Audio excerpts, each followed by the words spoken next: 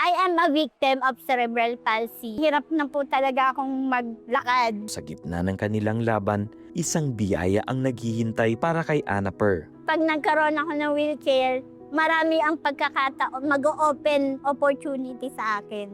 Natupad ang pangarap ni Anaper nang dumating ang mobile medical clinic ng Operation Blessing sa Halahala, Rizal. Nabigyan siya ng kanyang inaasam na wheelchair. Sa Operation Blessings, maraming salamat po. Malaking tulong ang wheelchair para sa mga taong tulad ni Anaper. Sa inyong donation na 3,500 pesos or more, makakapagbigay tayo ng wheelchair na magdadala ng ginhawa, dignidad at pag-asa sa ating kababayang may mobility challenge.